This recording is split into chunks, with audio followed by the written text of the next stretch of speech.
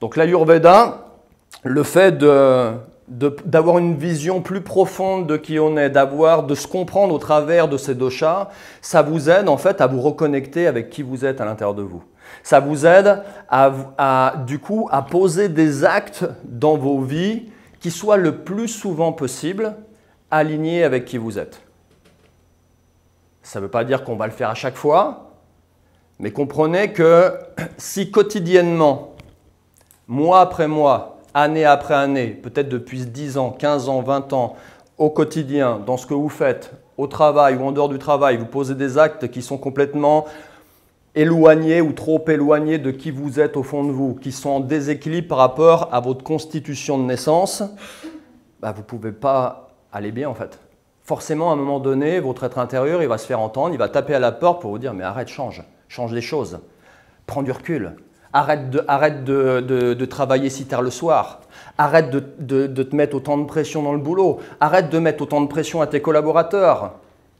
N'accepte pas ce poste qu'on est en train de te proposer. En effet, c'est bien payé. En effet, tu vas avoir des responsabilités, c'est gratifiant. Mais au final, ça t'éloigne de qui tu es. Passe moins de temps avec ces gens-là.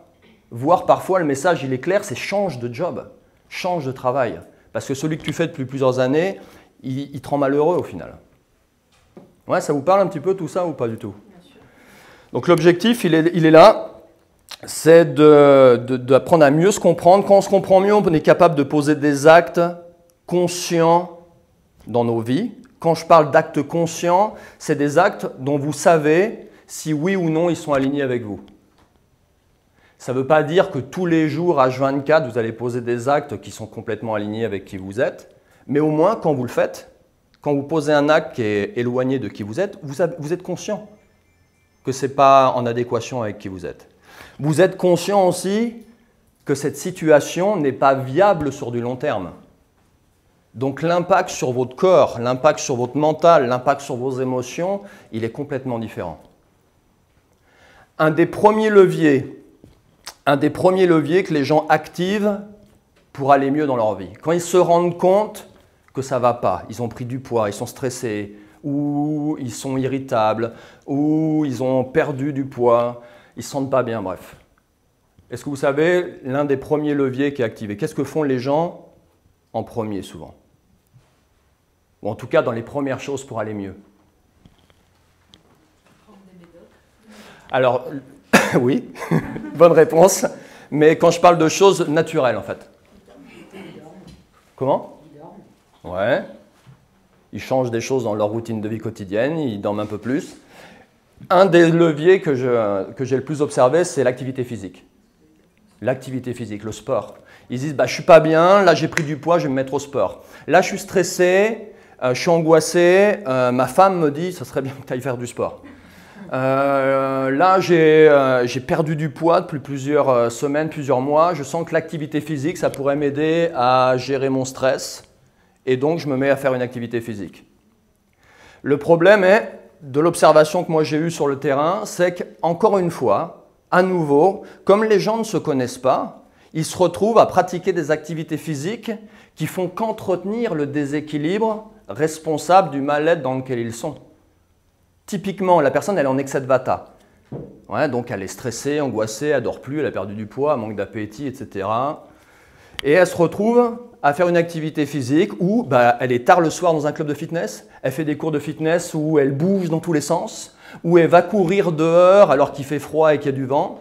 Bref, en pensant se faire du bien au travers de son activité physique, elle fait qu'entretenir le déséquilibre qui la rend mal en fait. La personne, elle est en excès de pitta. Comment elle sait qu'elle est en excès de pitta? Bah, elle est irritable. Elle se met en colère facilement, elle s'embrouille avec son conjoint ou sa conjointe à la maison, on sent bien qu'elle met beaucoup de pression sur ses collaborateurs au travail ou beaucoup de pression sur elle-même ou sur ses enfants le matin quand il faut se préparer pour aller à l'école. Bref, tout lui crie que le feu à l'intérieur d'elle, il est trop élevé. Elle sait qu'elle doit faire une activité physique, on lui fait remarquer qu'elle doit faire une activité physique, que ça pourrait l'aider à aller mieux. Mais qu'est-ce qu'elle choisit comme activité physique? Elle choisit une activité physique où, au lieu de le prendre comme quelque chose de ludique, quelque chose qui va l'aider à réguler son déséquilibre, elle se retrouve à courir, mais pas courir pour juste le plaisir de courir. Elle prépare le trail, un trail qui a lieu dans 3 mois, qui est exigeant, ou le marathon de New York, où elle se retrouve à courir avec des gens qui ont un niveau supérieur au sien, où elle se retrouve à se mettre une pression pas possible le midi pour arriver à l'heure à son cours du fitness, qui démarre juste une demi-heure après son dernier rendez-vous. Elle n'a pas le temps de manger le midi, qu'elle doit vite repartir parce qu'à 14 h, elle a à nouveau une réunion. Ouais. Dans vos yeux, certains, je vois que vous comprenez très bien de quoi je parle. Ou alors, elle va se mettre la pression parce qu'elle veut absolument perdre ses 4 kilos ou ses 3 kilos là, avant telle date, et c'est comme ça et c'est pas autrement. La personne qui est en excès de CAFA, qui a pris du poids, qui a la flemme le matin, elle sent déjà lasse alors que la journée n'est pas démarrée, elle sait que le sport peut l'aider. Mais naturellement, vers quel style, si elle n'est pas un peu drivée, son déséquilibre, vers quel style de sport il va l'amener? Est-ce qu'elle va se retrouver à faire de la boxe, à frapper sur un sac de frappe? Non, elle va se retrouver dans une atmosphère douce, elle va se retrouver dans l'eau, à faire de l'aquagym, ouais, en petit groupe, dans une eau bien chaude, avec de l'eau jusque-là, bien cachée, bien confortable, un petit peu comme si elle était retournée dans le ventre de sa maman, où elle va choisir un coach. Elle va choisir un coach privé, mais quel style de coach privé elle va choisir? Le coach là qui est rassurant, qui parle calmement, qui a l'air doux, qui a un regard tellement apaisant et tellement doux, qui est lui-même un petit peu rond, on dirait un nounours, il va prendre soin de moi lui. Donc en faisant ces choix, au lieu de réguler le déséquilibre qui est la cause de la problématique dans laquelle elles sont, elles se retrouvent à mettre en place des choses qui accentuent le déséquilibre. Donc dans cette deuxième partie, on va essayer de voir en fonction des déséquilibres. Là, on ne va pas déterminer votre constitution ayurvédique là, maintenant, tout de suite. Il y a des ateliers pour ça ici. Peut-être que certains d'entre vous connaissez votre constitution, votre prakriti. Levez la main, que je me rende compte si vous connaissez votre prakriti.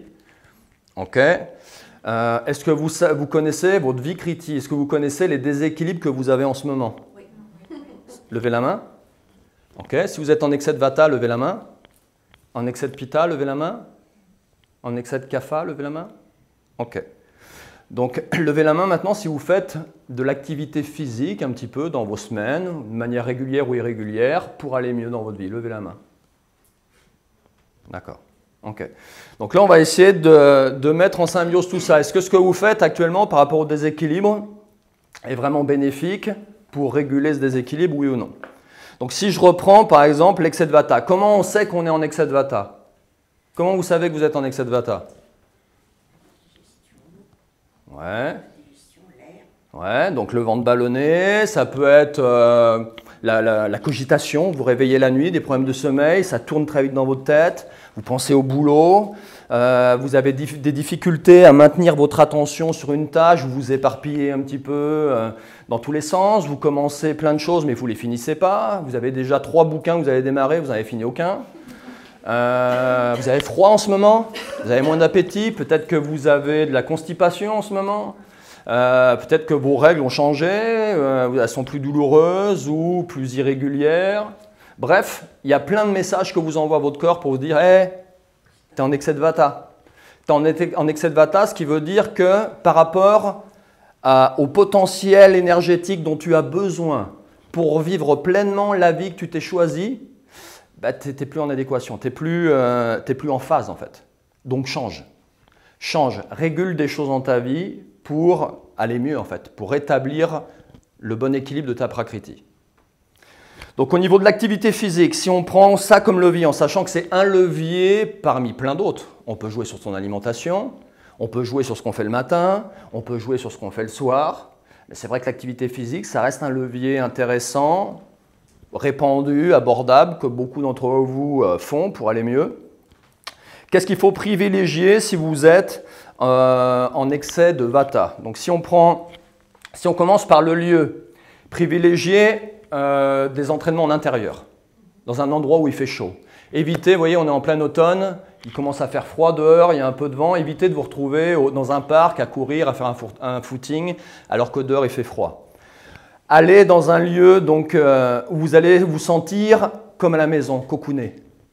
Un espace, par exemple si vous prenez une association ou un club de fitness, quelque chose qui est plutôt une ambiance familiale, où on va avoir le temps de s'occuper de vous, où on va avoir le temps de vous écouter, où on va prendre le temps de vous expliquer les choses, de prendre soin de vous. En ce moment, il y a une recrudescence de beaucoup de clubs de remise en forme qu'on appelle qui sont en accès libre, de 6 h le matin à 23 h du soir, mais il n'y a pas de coach. Et c'est gavé de monde. Souvent, les gens ils y vont parce que ça coûte très peu cher. Si vous êtes en excès de vata en ce moment, c'est le genre d'endroit où il faut éviter d'aller. Ensuite, si vous décidez de vous remettre en forme en allant dans un club de fitness, si possible, choisissez des heures où vous n'allez pas être en situation d'affluence dans le club. Parce que si à chaque fois que vous êtes dans le club, il y a plein de gens qui courent autour de vous, vous êtes entouré de gens qui font du cardio training à côté de vous. En plus de ça, il y a un écran devant qui passe BFM TV ou des clips. En face de vous, sur votre tapis de course, il y a un écran à nouveau qui vous stimule et qui vous dit que votre fréquence cardiaque elle est à 180 BPM. Trop de stimulation fait que en pensant vous faire du bien, vous accentuez encore plus votre déséquilibre. C'est ce qui fait que je croise beaucoup de gens, moi, en excès de vata. 90% des gens que je coach sont en excès de vata, du fait justement de cette surstimulation dans notre société. La plupart des gens qui font de l'activité physique accentuent leur déséquilibre parce qu'ils vont faire du sport le soir. Ils choisissent des activités où il y a plein de monde, où ça bouge dans tous les sens. Et ils enchaînent les activités parce qu'il faut rentabiliser le temps. Comme on n'a pas beaucoup de temps pour soi, on va enchaîner 1, 2, 3 activités à la suite. Et ils se retrouvent à se coucher tard. Et après, ils viennent me voir, ils disent je ne comprends pas, je suis encore plus stressé que d'habitude, j'ai encore des problèmes de sommeil, je suis constipé à nouveau, j'ai des cernes jusque-là, je voulais arrêter de perdre du poids, j'en ai encore perdu 2 cette semaine, comment ça se fait? Pourtant, je fais 6 heures de sport par semaine. Parce que ce que tu fais est complètement à l'inverse de ce qu'il faudrait. Ensuite, si on parle du coach, si vous choisissez un coach pour vous entraîner, choisissez pas le petit nerveux là-bas qui saute partout. Ouais. Choisissez le mec un peu musculaire ou la jeune femme un peu musculaire, calme, posé, ancré, qui a une bonne capacité d'écoute, qui va prendre le temps de vous conseiller, de vous parler calmement et doucement. Ensuite, en termes d'activité physique, proprement dit, privilégiez le renforcement musculaire sur le cardio training. Pour calmer Vata, il faut chercher à s'ancrer. Quand vous commencez à faire des mouvements qui vont solliciter votre musculature, qui vont solliciter vos muscles, vous permettez justement plus d'ancrage en fait. Donc si vous recherchez à vraiment apaiser votre Vata en faisant du sport, faites du renforcement musculaire, travaillez avec des charges, ça peut être des poids libres, ça peut être sur des machines. Il faut que vous sentiez vos muscles. Pas beaucoup d'exercices sur la séance. Travaillez les muscles principaux de votre corps, mais prenez le temps de les bosser. Donc comme on travaille avec de la charge, le rythme il va être lent naturellement. D'où l'intérêt de travailler sur des machines, où on est plus en sécurité qu'avec des charges libres. Ce qu'il faut éviter, c'est de faire du renforcement musculaire en circuit. Peut-être certains d'entre vous, vous avez déjà fait des circuits, 10 exercices par exemple, et vous passez d'un exercice à un autre, bam, bam, bam, 30 secondes par exercice, et on tourne, et on tourne, et on tourne. Et on est 10 dans le circuit à faire la même chose, et on tourne, et on tourne, et on tourne. Alors oui, vous allez sentir vos muscles, oui, vous allez avoir des courbatures, mais le tourbillon d'énergie dans lequel vous vous êtes enfermé pendant votre séance, il va à l'inverse de ce dont vous avez besoin. Si vous souhaitez faire du cardio training, quand même, faites attention à deux choses. N'allez pas jusqu'à une fatigue excessive. Soyez très à l'écoute de ce que vous ressentez. N'allez pas jusqu'à vraiment vous sentir fatigué sur l'appareil cardio. Choisissez un appareil cardio où vous n'allez pas mobiliser tous vos segments osseux. Donc évitez, vous voyez l'appareil elliptique, là, vous avez les jambes et les bras qui bougent en même temps. En plus, il y a un écran devant. En plus, il y a un autre écran au mur. Où là, trop de mouvement fait que ça accentue votre Vata. Donc privilégiez par exemple un vélo assis, dossier, où on pédale calmement sur une allure plutôt constante, juste pour monter en température, juste pour travailler son souffle et son endurance d'une autre manière. Ouais? Est-ce que ça vous parle un petit peu ou pas? Pensez à bien vous hydrater pendant vos séances. Pensez à bien vous hydrater. Vata, c'est sec. Donc il faut s'hydrater. Si vous vous hydratez, plutôt des choses chaudes. Ouais. Donc par exemple, les gens que moi j'accompagne à mon cabinet quand ils font du sport, avant de démarrer la séance, je sais qu'ils vont arriver en excès de vata parce que je connais leur vie un petit peu. Je sais que là, ils étaient en déplacement pendant une semaine, par exemple. D'autant plus que je connais leur constitution de naissance que j'ai déterminée à l'avance. Donc je sais que Étienne, quand il va arriver, il sera en excès de vata. Donc déjà, avant même d'arriver, je sais déjà comment je vais le cocooner pendant la séance. Et je lui ai préparé son thé chaud. J'ai rajouté quelques épices dedans pour l'aider à réguler son vata. Et il va faire son activité physique adaptée, à un rythme adapté pour lui, pas dans l'objectif d'avoir de beaux muscles, pas dans l'objectif d'améliorer sa condition physique, dans l'objectif de réguler les déséquilibres qui l'ont poussé un jour à venir frapper à ma porte en disant « Yannick, il faut que tu fasses quelque chose parce que ça ne va plus ». L'excès de pitta. Comment vous savez que vous êtes en excès de pitta? J'y ai répondu un petit peu tout à l'heure, des symptômes. Colère, irritabilité, l'impatience, la frustration. Vous êtes sous pression en ce moment. Vous mettez la pression aux autres, mais vous en recevez aussi pas mal. Vous avez chaud. Vous sentez tout de suite qu'une pièce est chaude et vous avez du mal avec ça. Vous transpirez plus que d'habitude. Vos odeurs corporelles ont changé. Vous sentez un peu plus fort que d'habitude, que ce soit vos selles, que ce soit vos transpirations. Vos règles ont changé. Elles sont plus liquides, plus rouges, plus abondantes que d'habitude. Donc encore une fois, tout vous crie « Hey, t'es en excès de pitta ?» Ouais, donc ce n'est pas les symptômes le problème. C'est ce qui cause cette problématique-là. C'est comment ça se fait que vous receviez ce message-là. Donc il ne faut pas chercher à les faire taire, ces symptômes, il faut les comprendre, de manière à adapter des choses dans vos vies pour répondre aux symptômes et les faire diminuer. Donc encore une fois, si vous utilisez l'activité physique comme un outil parmi plein d'autres pour réguler ce déséquilibre de pitta, il faut faire attention à certaines choses. Le lieu dans lequel vous vous entraînez.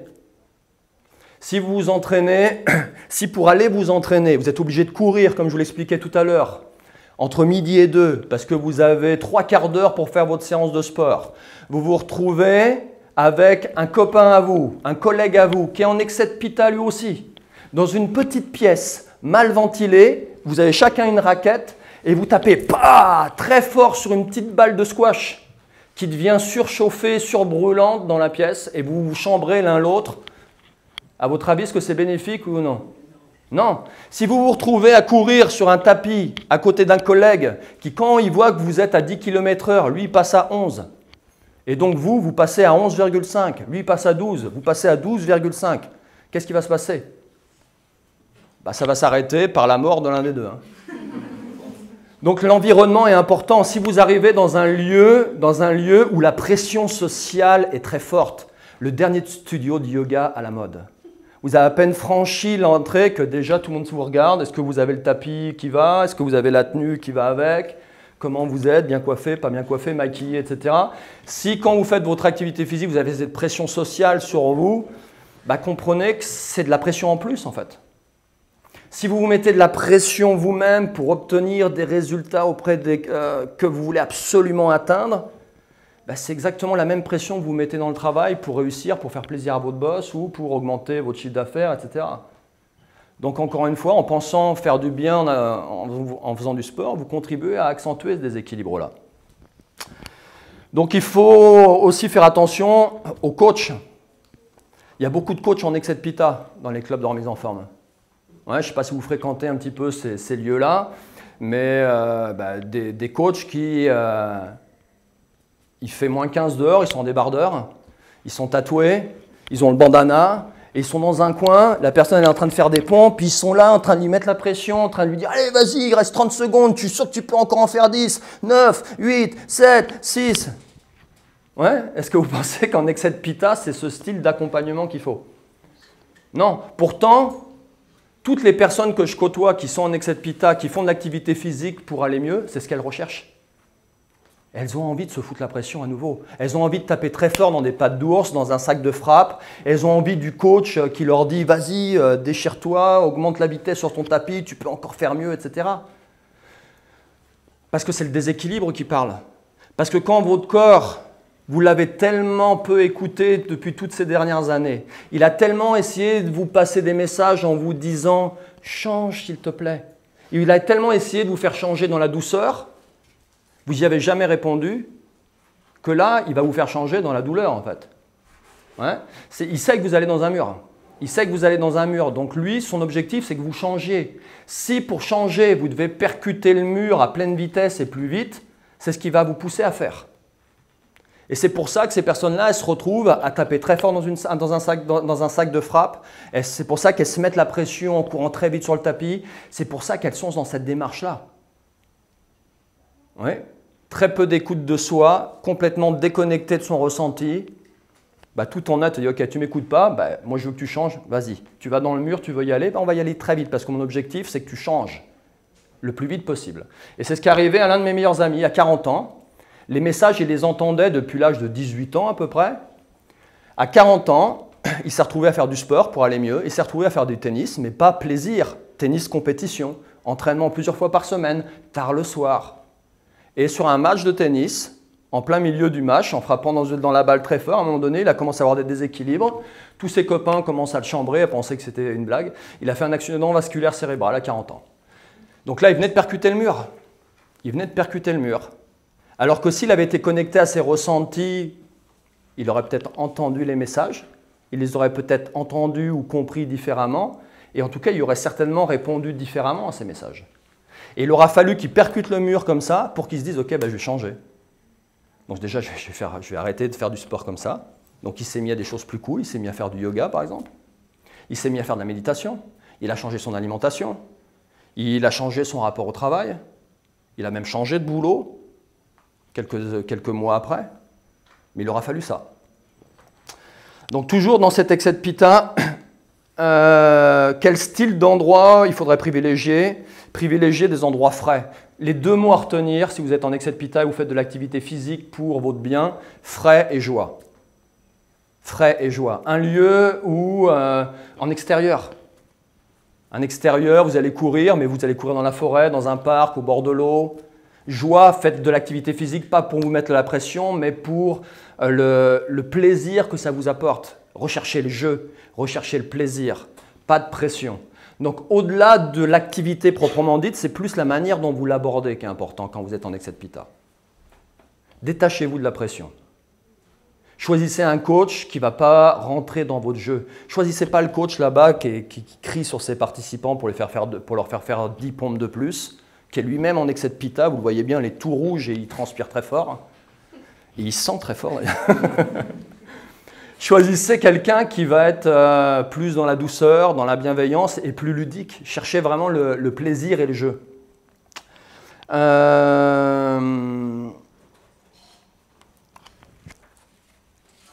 Est-ce que vous avez des questions par rapport à pitta? Donc tout ce qui est activité calmante, comme je vous l'ai dit, le yoga, pilates, relaxation, piscine, se retrouver dans l'eau. Ouais. J'ai une question. Oui, bien sûr. Déséquilibre et excès. Globalement, pour moi, c'est à peu près la même chose. Hein. Là, le déséquilibre dont je vous parle, c'est un excès de pitta. Alors, je sais qu'on peut être à l'inverse, mais 90% des gens que j'ai, ils sont soit en excès, ils sont en excès de un ou plusieurs de ces doshas. Donc, l'excès de pitta, frais, ludique. Assurez-vous, si vous allez dans un club de fitness, que ça soit un club qui soit bien entretenu, où les appareils sont tenus, ils fonctionnent bien, de manière à ne pas avoir de frustration le jour où vous arrivez sur votre appareil qui ne marche pas. C'est bien rangé, c'est bien ventilé, c'est harmonieux, ça sent bon. Vous allez me dire, mais ça c'est vrai pour tous les clubs Dormez en forme. Oui, c'est vrai pour tout le monde. Oui, mais d'autant plus si vous êtes en excès de pitta. C'est d'autant plus important si vous êtes en excès de pitta. Si vous arrivez, que c'est le bazar, il y a du matériel partout, vous montez sur un appareil, il est défectueux, ça sent la sueur et c'est mal rangé, vous pensez vous faire du bien en faisant de l'activité physique et vous accentuez votre déséquilibre en fait. Dernier déséquilibre, l'excès de kapha. Donc l'excès de kapha, c'est quoi les symptômes? Comment on reconnaît qu'on est en excès de kapha? La lassitude, vous levez le matin, vous en avez déjà marre de la journée, elle n'a pas démarré, vous avez du mal à sortir de votre couette, vous remettez beaucoup au lendemain les choses, beaucoup de procrastination, peut-être vous avez pris du poids. Vous sentez que vous sentez lourde ou lourd. Ça avance moins vite, physiquement, mais aussi mentalement. Vous êtes beaucoup dans l'attachement, dans la possessivité. Vous avez envie de manger lourd, sucré. Ouais, ce genre d'atmosphère dans laquelle on est après les fêtes de Noël, un peu, vous voyez. Donc là, vous dites, allez, je vais faire de l'activité physique pour aller mieux. Le risque, c'est de se laisser guider par son déséquilibre et de se retrouver sur un petit vélo, dans l'eau, planqué avec de l'eau jusque-là, avec un coach qui est bien gentil avec vous, qui vous fait pédaler doucement. Vous avez fait 30-45 minutes comme ça, vous dites, j'ai fait du sport, c'est génial, j'ai fait du bien à mon corps. Ou alors un cours de yoga ou un cours vous allez faire de la méditation pendant 1 heure, des mouvements lents, contrôlés, dans une atmosphère très calme, très apaisante, très rassurante. Ou vous choisissez ce coach qui est gentil, qui est doux, qui vous rassure, qui vous rappelle un petit peu votre petit frère. Ouais. Ou votre grand frère. Ou votre papa. Vous vous sentez en protection avec lui. C'est exactement l'inverse qu'il vous faut. Donc, quel style d'environnement? Un environnement qui va vous permettre de sortir de votre zone de confort.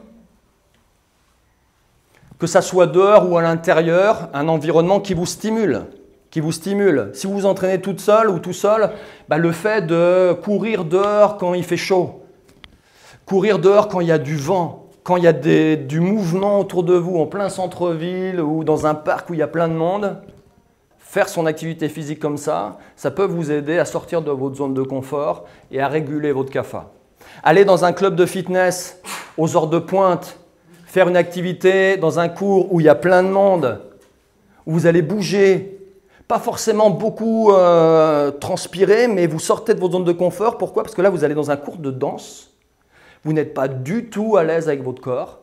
Vous mettez un peu au fond, mais pendant 1 heure, vous essayez de suivre au fond des petits pas de danse, que ce soit Zumba, ce que vous voulez, danse. Et vous avez pris sur vous pour y aller. Parce que vous avez peur un peu du regard des gens. Est-ce que je vais suivre? Est-ce qu'on va m'accepter? Qu'est-ce que vont penser les gens de moi? Rien que ça vous aide à sortir de votre excès de CAFA. Choisissez aussi des séances sportives courtes et intenses. Alors si vous regardez les magazines féminins, un peu forme, etc., bien-être, peut-être cet été vous avez entendu parler du HIIT, H-I-I-T, en français ça fait intervalle training à haute intensité. Ouais, intervalle training à haute intensité. C'est des séances courtes où l'objectif, c'est vraiment de faire monter votre fréquence cardiaque, la faire redescendre, la faire monter, la faire redescendre. Ou faire sortir de votre zone de confort. Activer une loi biologique qui est à l'intérieur de vous, qui s'appelle la loi de l'hormèse, qui dit que tout organisme vivant soumis à un stress, ne dépassant pas sa capacité adaptative, se renforce. C'est exactement ce qu'on cherche à faire sur ce style de séance. D'accord? Donc concrètement, comment ça se passe? Vous voyez le circuit training dont je vous parlais tout à l'heure, qui n'était pas bon du tout pour Vata. Là, pour CAFA, c'est bien. Des exercices qui s'enchaînent les uns derrière les autres, peu de temps de travail. L'objectif, c'est de faire monter la fréquence cardiaque. On travaille poids du corps, on est essoufflé, on transpire. Dans notre regard, on cherche un petit peu du soutien à droite à gauche parce que c'est psychologiquement challengeant. Et c'est exactement le style d'ambiance dans lequel il faut que vous vous trouviez. Allez dans un lieu qui vous stimule. Est-ce qu'il y a des couleurs au mur? Est-ce qu'il y a de la musique? Est-ce qu'il y a des odeurs? Quel style de coach vous avez? Là, il faut un coach qui vous pousse au derrière, qui va être là à côté de vous, qui va vous encourager à sortir de votre zone de confort, qui va vous dire « Allez, accroche-toi, il reste encore 30 secondes, vas-y, tu peux le faire, encore 20 répétitions, 19, 18, 17, lâche rien. » Là, c'est bon. Vous me suivez ou pas? Arrêtez-moi si vous avez des questions. Pas besoin de s'arrêter toutes les 2 minutes pour boire. Parce que CAFA, c'est déjà l'eau, donc vous n'avez pas besoin de boire toutes les 5 minutes pendant votre séance. Donc on est dans des séances courtes et intenses. OK? Donc l'objectif, il est là, encore une fois. Se comprendre suffisamment, se connaître suffisamment au travers de sa constitution de naissance, au travers de sa prakriti, pour ne pas essayer toute notre vie en luttant avec beaucoup d'acharnement, à vouloir rentrer dans des cases qui ne sont pas faites pour nous. Et 90% du malaise des gens, en tout cas, alors je ne sais pas si je les attire, mais des gens que j'ai en face de moi, il est dû à ça en fait. Il est dû à ça. Il s'est retrouvé à faire un job qui n'est pas adapté pour lui. Pourquoi? Parce que c'est vers ça qu'on l'a orienté, parce que papa, maman ont favorisé ce cursus-là au niveau des études. Elle se retrouve à remplir des tableaux Excel toute la journée parce qu'elle est comptable, alors qu'elle voulait être artiste. Elle voulait monter sur les planches, faire du théâtre, exprimer toute sa créativité, faire de la danse. Pourquoi pas travailler dans un milieu artistique, mais papa et maman, ils ont dit non, c'est pas possible. Parce que tu vas faire, c'est pas un travail. Donc fais ci, fais ça, rentre dans ces cases-là. Manque de bol, ces cases-là ne sont pas adaptées pour elle. Ou alors, on se retrouve à devoir à être en compétition, faire du chiffre, avoir des objectifs à atteindre, à devoir être obligé de mettre la pression à ses collaborateurs parce que au-dessus de vous, on vous dit de faire comme ça. Sauf qu'à l'intérieur de vous, le pita n'est pas suffisamment présent pour que vous fassiez ça. Vous avez besoin de prendre du temps, vous êtes dans le rapport humain, vous êtes dans la compassion, dans l'amour de l'autre. Et là, la manière dont on vous demande de manager vos équipes, elle est à l'opposé de qui vous êtes. Donc vous essayez de toutes vos forces, parce que vous n'avez pas conscience de ça, vous essayez de toutes vos forces de rentrer dans cette case. Mais ça ne fonctionne pas. Vous êtes malheureux, vous somatisez et vous comprenez pourquoi. Vous ne comprenez pas pourquoi. Et la pire des choses, c'est que vous allez donc symptomatiser tout ça. Vous allez peut-être être malheureux, mais autour de vous, les gens ne comprendront pas pourquoi vous êtes malheureux. Pourquoi tu es malheureux? Tu gagnes 4 000 € par mois, tu as un super poste, tu as des responsabilités, tu as une femme, des enfants, une super maison, tu roules dans une super berline, de quoi? Ouais, mais non. En fait, moi, j'ai besoin de me sentir utile, de prendre soin des gens. L'argent, je m'en fous un peu. J'ai accepté ce métier-là un peu pour faire plaisir à ma femme parce que ça rassurait, ça la rassurait, etc. Mais moi, j'ai besoin de vivre à la campagne. J'ai besoin d'avoir des animaux autour de moi. J'ai besoin de prendre du temps. J'ai besoin d'être connecté aux êtres humains et de prendre soin d'eux. J'ai envie de devenir thérapeute ayurvédique, bordel. J'ai envie de tout lâcher. J'ai envie de quitter mon job et j'ai envie de prendre soin des gens. Le nombre de gens que je rencontre qui sont en reconversion professionnelle, parce qu'un jour, ils se sont reconnectés à qui ils étaient. Ils se sont reconnectés à qui ils étaient. Mais ce que je trouve dommage, c'est que pour se reconnecter à qui ils étaient, ils ont dû percuter le mur, quoi. Ça a dû se faire dans la souffrance. Alors que si on nous apprenait à nous reconnecter, à nous comprendre, si on nous apprenait depuis tout petit à nous accepter comme on est, à savoir, à mieux nous comprendre, je pense qu'on arriverait peut-être mieux à rentrer dans des cases, mais qui seraient peut-être plus adaptées à nous. Donc moins en souffrance. Et pour clore un petit peu le débat, enfin le débat, non, mon propos, après j'aurai tout le temps que vous voulez pour répondre à vos questions. Hier, j'étais sur Internet. Alors je pourrais vous dire que je préparais ma conf, mais en fait non. J'étais en train de regarder ce qui se passait sur Facebook. Et je suis tombé sur une affiche, en fait. Et ça m'a fait, j'ai trouvé ça exceptionnel, cette citation. Est-ce que vous connaissez le jeu Tetris? Vous avez tous joué à Tetris. Moi, je n'ai pas été fan de beaucoup de jeux vidéo dans ma vie. Mais Tetris, j'ai adoré mettre des cubes, etc., faire des lignes, etc. Et la phrase, je vous la cite, Tetris m'a appris que dès qu'on essaie de rentrer dans un moule, on disparaît. Que dès qu'on essaie de... Alors, si vous ne connaissez pas Tetris, vous ne comprenez rien du tout à cette citation, naturellement. Mais quand on essaie de rentrer absolument dans un moule, Tetris m'a appris qu'on disparaissait. C'est exactement ce qui se passe dans nos vies, en fait. Quand on essaie de rentrer dans un moule qui ne correspond pas à qui on est, on s'éteint, on disparaît. Donc, ce que je vais vous faire passer comme message aujourd'hui, c'est apprenez à vous connaître, comprenez qui vous êtes, de manière à rentrer peut-être dans des moules que vous serez vous choisis. Reconnectez-vous. Ouais, je vous parlais de rewilding tout à l'heure quand je vous ai parlé de ce que je faisais. Mon objectif, c'est que vous vous reconnectez aux messages que vous envoie votre corps, au plus profond de vous, et que vous les compreniez et que vous sachiez comment y répondre de la manière la plus adéquate possible.